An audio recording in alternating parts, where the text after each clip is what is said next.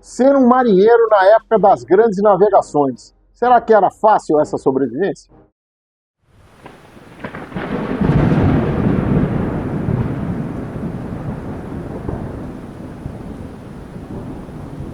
Está aqui o nosso livro em segunda edição. Então a nossa primeira edição se esgotou, nós imprimimos mais uma leva e o link está aí na descrição para você fazer a aquisição e melhorar a sua mentalidade de sobrevivência.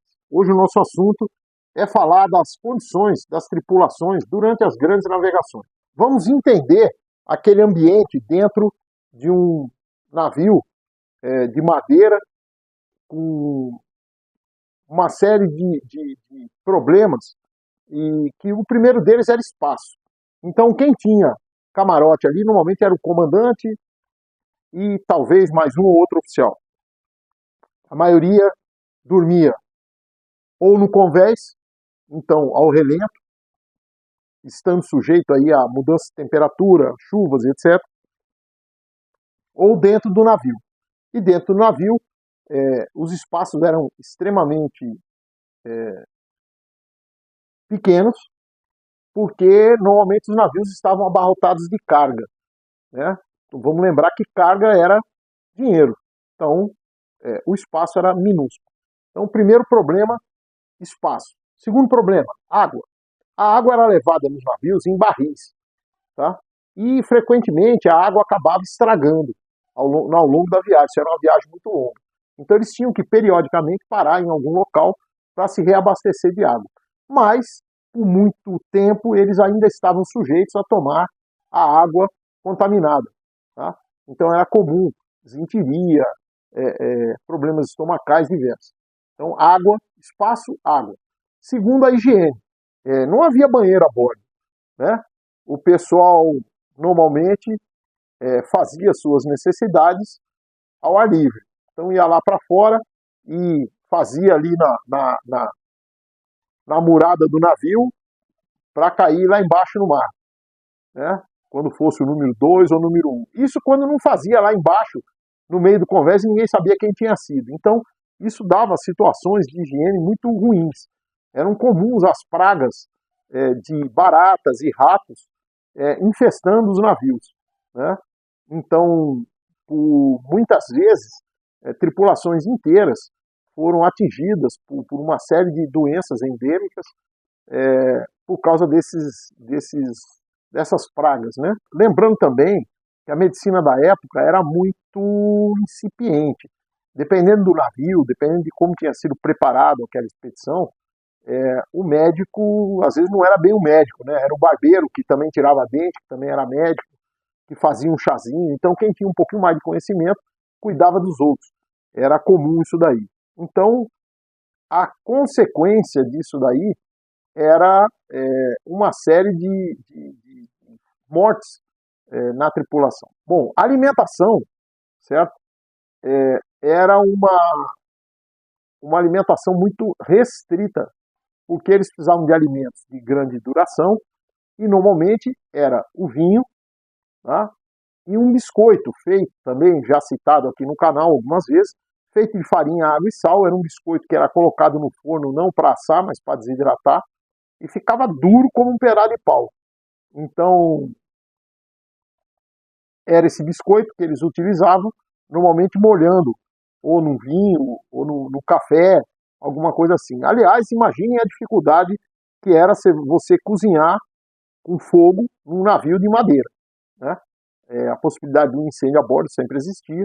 Eu sempre fui curioso a esse respeito, mas eu estive no Museu da Marinha, lá no Rio de Janeiro, e lá tem uma maquete de como é que era o fogão, vamos dizer assim,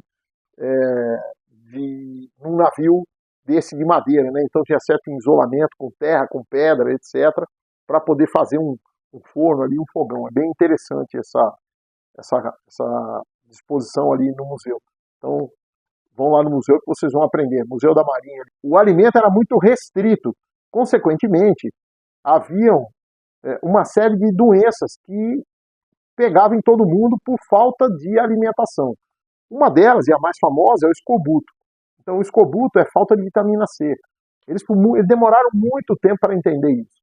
Aí até eles começarem a levar vegetais ricos em vitamina C, que eles nem sabiam disso, eles sabiam que eram alguns vegetais que mantinham as pessoas com a sua saúde em dia. Então, o escorbuto foi uma doença que andou maltratando bastante essas tripulações. Mas haviam outros problemas. Para vocês terem uma ideia, a mortalidade numa tripulação era em média de 40%. Tá? A perda de navios era muito variável. Então saía às vezes uma expedição da Europa com 10 navios, voltavam com 9, assim como saía uma expedição com 20 navios, não voltava nenhum, ou saía uma expedição de 5 navios, voltava um. Então era uma coisa muito incerta, a quantidade de perda de navios, dependia de uma série de fatores que não era controlável. Mas a perda de tripulação, a mortalidade na tripulação era de 40%. Então, se eu tivesse vários navios com 100 tripulantes, iam voltar 60, 40 iam morrer pelo caminho. Para vocês terem uma ideia do que significa as dificuldades que esses marinheiros enfrentavam. E é lógico que quanto mais baixo o nível hierárquico ali, mais sujeito estava aos problemas, certo? Havia ainda também uma série de conflitos. O primeiro conflito mais complicado era de piratas. Então todos os navios comerciais, eles tinham medo danado de pirata, porque eles saíam para o comércio, eles não saíam para a guerra, então eles eram pouco armados e tinham pouca condição de reação aos piratas. Então os piratas faziam um estrago muito grande. O outro é o motim. O motim a bordo, então as duras condições de vida dentro do navio, às vezes causava alguma revolta e durante o motim sempre tem a turma do contra, a turma do a favor, e quem ganhava o motim ali normalmente tratava aqueles que se revoltavam de forma muito violenta, às vezes com pena de morte, às vezes abandonando numa ilha e etc. E aí, por falar em ilha, nós temos também os nativos, né? Então, quando eles às vezes tinham obrigação de parar em algum local, por exemplo, para se ressuprir de água, para fazer a limpeza dos navios, né? Tinha que se limpar o navio por baixo, tirar aquelas cracas antes que furasse a madeira, então eles tinham que fazer a limpeza do navio, tem toda uma técnica para isso. Eles se deparavam com ilhas ocupadas por nativos selvagens. E casos de canibalismo, ataque a navio, isso era comum. Então, realmente, era uma vida muito complicada. Ou seja, a sobrevivência não era fácil. Dependia muito da atenção e da sorte, principalmente. Então, bem difícil essa abordagem de ser um marinheiro na época das grandes navegações. Prepare-se e sobreviva.